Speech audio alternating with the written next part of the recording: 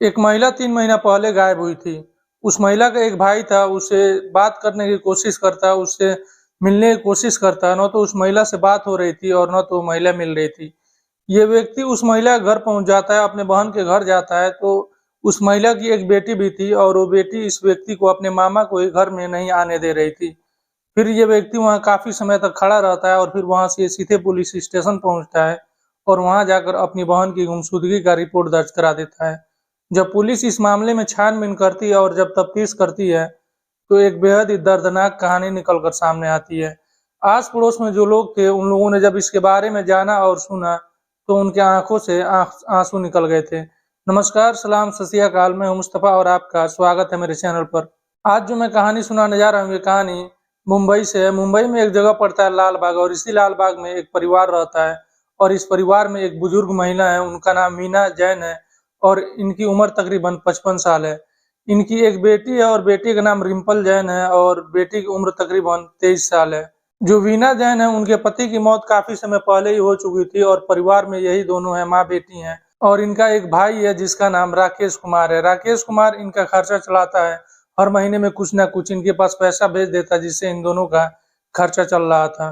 तकरीबन 3 महीने से राकेश अपनी बहन से बात करने की कोशिश कर रहा था, लेकिन उसकी बात वीना जैन से नहीं हो पा रही थी। वो जब भी फ़ोन करता तो उसकी जो भांजी थी रिम्पल जैन, वो बताती कि उसकी माँ कहीं घूमने के लिए चली गई है या फिर मार्केट में चली गई है। तकरीबन 3 महीने तक वो टालती रही और राकेश जैन को भी समझ में नहीं आ रहा था कि आखिर उसकी बात उसकी बहन से क्यों नहीं हो पा रही है। फिर एक रोज़ 14 मार्च को, इसी महीने की बात है, वो 14 मार्च को पहुँच जाता है अपने बहन के घर, वीना जैन के घर और वहाँ जाकर दरवाज़ा खटखटाता है। जब दरवाज़ा खटखटाता है तो इसकी भांजी बाहर निकलती है। रिम्पल जैन दरवाज़ा खोलती है और पूछती है क्या बात है, तो ये घर में आने की कोशिश करता है, लेकिन रिम्पल जैन घर के अंदर नहीं आने देती है अपने मामा को और दरवाजे पर ही रोक लेती है। काफ़ी समय तक राकेश कुमार वहीं खड़ा रहता है और घर के अंदर जाने की कोशिश करता है, लेकिन नहीं जाने देती। काफ़ी टाइम बीत जाता है तो राकेश कुमार अपने पत्नी और अपने बेटे को फ़ोन करता है और उन दोनों को भी यहाँ पर बुला लेता है।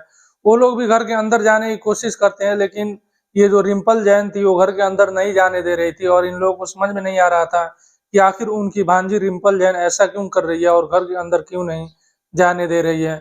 फिर ये थक हार कर तकरीबन शाम को 8 बज जाते हैं, 14 मार्च को शाम हो जाता है और शाम को 8 बज जाते हैं तो ये लोग वहीं नज़दीकी पुलिस स्टेशन में जाते हैं और वहाँ जाकर अपनी बहन वीणा देवी की गुमशुदगी का रिपोर्ट दर्ज करा देते हैं।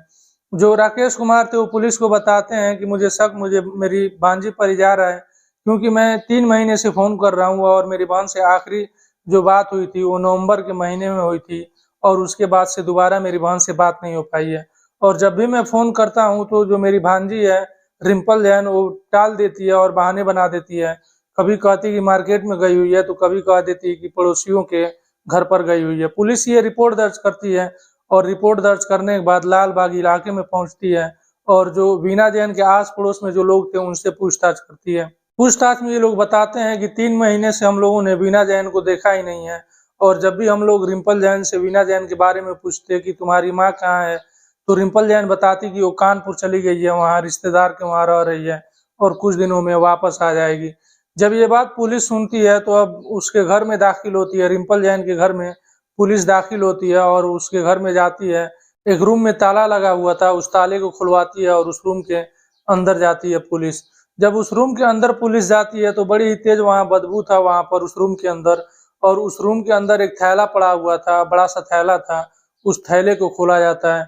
जब थैला खुलता है तो उसमें से इंसानी मांस के कई टुकड़े मिलते हैं और उसमें सर भी मिलता है। जैसे ही सर मिलता है तो समझ में आ जाता है कि ये लाश किसकी है। ये लाश वीना जैन की ही थी, लेकिन अभी भी इन लाश के टुकड़े पूरे नहीं हुए थे। अभी भी इनमें कुछ टुकड़े ऐसे भी थे जो नहीं मिले थे और उनमें से 2 पैर था। पुलिस को अभी भी 2 पैर नहीं मिला था। पुलिस रिम्पल जैन से पूछती है कि इनकी दोनों पैर कहाँ हैं, तो रिम्पल जैन बताती है कि एक स्टील का टंकी है और उसी टंकी में ही इनका पैर है। पुलिस स्टील के टंकी के पास जाती है और वहाँ से उस दोनों पैर को निकाल लेती है और भी घर में तलाशी लेती है। तो घर के अंदर से तकरीबन 100 परफ्यूम के बॉटल मिल जाते हैं और वहाँ से एक तेजधार हथियार मिलता है और एक टाइल्स काटने वाला मशीन भी मिल जाता है। पुलिस इस लाश को कब्जे में लेकर पोस्टमार्टम के लिए भेज देती है और जो रिम्पल जैन थी उसको उठा लेती है और थाने लेकर आती है और रिम्पल जैन से पूछताछ करती है। रिम्पल जैन बताती है कि वो एक लड़के से प्यार करती थी, लेकिन जो उसकी माँ थी वीना जैन, वो हमेशा रोक टोक करती रहती थी और वीना जैन चाहती थी कि उनकी बेटी उस लड़के से न मिले और उससे बातें भी नहीं करे। लेकिन जो रिम्पल जैन थी वो परेशान थी, वो बातें भी करती थी और माँ की बातों को दरकिनार कर देती और उसकी बातों को नहीं मानती थी। माँ हमेशा अपनी बेटी को डांटती और समझाती, लेकिन रिम्पल जैन नहीं मानती और उससे बातें करती। तकरीबन 3 महीने पहले नवंबर के आखिर में ये जो रिम्पल जैन है, कहा सुनी हुई इसी बात को लेकर माँ बेटी में, और रिम्पल जैन अपने माँ का कत्ल कर दिया। और कत्ल करने के बाद ये मार्केट गई और मार्केट से ग्राइंडर लाई, टाइल्स काटने वाला, और साथ में एक चापड़ भी खरीदा और एक छोटा चाकू भी साथ में लेकर आई। वो लाने के बाद सबसे पहले अपनी माँ के पैर काटे और पैर काटने के बाद स्टील के टंकी में ले जाकर डाल दिया और उसके बाद से शरीर के कई टुकड़े किए और टुकड़े करने के बाद एक थैले में रखी और थैले में रखने के बाद एक अलमारी थी उसके घर में, उसी अलमारी में रखकर उस रूम में ताला लगा दी।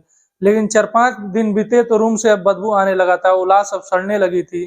तो ये मार्केट जाती है और वहां से परफ्यूम खरीद कर लाती है और उस कमरे में उस परफ्यूम को छिड़कने लगती है। ये डेली मार्केट जाती और डेली 1-2 परफ्यूम खरीद कर लाती और अपने उसको रूम में छिड़कती, जिससे कि ये बदबू बाहर न आ सके। जब आस पड़ोस के लोगों को पता चला कि इसके घर में एक लाश सड़ रही थी और इसकी माँ की लाश थी, तो लोगों का कहना था कि आस पड़ोस में हम लोगों को तो बदबू आ रही थी, लेकिन हम लोग सोच रहे थे कि यहाँ चूहे बहुत ज्यादा हैं, बड़े बड़े चूहे हैं और उन चूहों की मौत हो गई है और उन्हीं चूहों की ये बदबू आ रही है। इसी वजह से हम लोग पुलिस के पास नहीं गए और कंप्लेन दर्ज नहीं कराए। लेकिन जब ये कहानी उनके सामने थी, जब उनके सामने ये कहानी आई, तो उनके भी आंखों से आंसू निकल गए और वो भी सोचने पर मजबूर हो गए कि आखिर एक बेटी अपनी ही माँ के साथ ऐसा कैसे कर सकती है। उस माँ के साथ जिसके पति काफी समय पहले मौत हो चुकी थी, तकरीबन 10-15 साल पहले, और 10-15 साल से वही माँ खुद अपनी बेटी का पालन पोषण कर रही थी और वही माँ शुरू में कहीं मजदूरी की और मजदूरी करके अपनी बेटी का खर्चा चलाया, लेकिन बाद में उसके जो भाई थे राकेश कुमार, उन्होंने खर्चा उठाने लगे और वही बेटी अपने माँ के साथ इस तरह से हैवानियत करे, ये सोचने और समझने पर मजबूर कर देती है। दोस्तों, ये थी आज की कहानी, आपको कैसी लगी कमेंट बॉक्स में जरूर बताइएगा और आपसे रिक्वेस्ट है कि मेरे वीडियो को लाइक कीजिए, शेयर कीजिए और चैनल को सब्सक्राइब करना मत भूलिएगा।